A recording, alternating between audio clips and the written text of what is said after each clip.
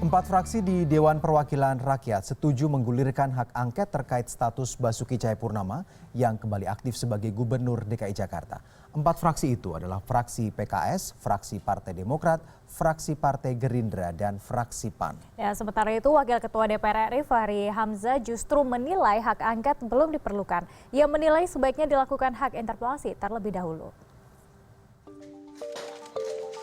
Wakil Ketua DPR Fadlizon menilai pemerintah dalam hal ini Kementerian Dalam Negeri telah melanggar undang-undang dan bertentangan dengan jurisprudensi yang ada.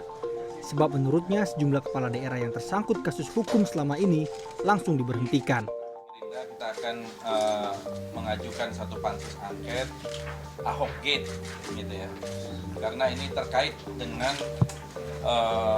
dugaan penyalahgunaan atau pelanggaran terhadap undang-undang. Maka kita ingin menguji ya, sebuah pelanggaran yang dilakukan oleh pemerintah dalam hal ini yang tidak memberhentikan Saudara Basuki Cahayapurnama sebagai gubernur.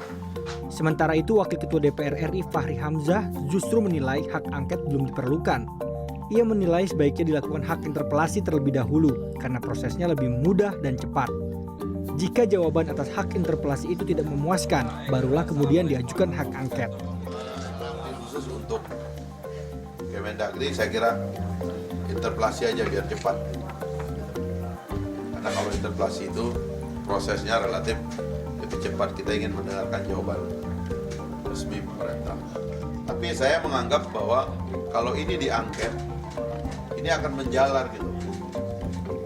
Karena kasus ini akan mengungkap hubungan-hubungan istimewa yang akan banyak sekali nanti.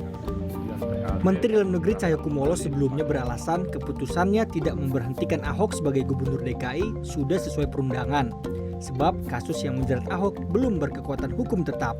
Pada posisi Pak Ahok sebagai terdakwa, karena tidak ditahan dan ancaman hukumannya belum ada putusan dari jaksa pasti apakah menggunakan 4 atau 5 tahun, ya saya harus adil sebagaimana teman-teman pejabat yang lain yang kasusnya di bawah 5 tahun ya tidak, sepanjang tidak ditahan ya dia tetap menjabat sampai keputusan hukum tetap.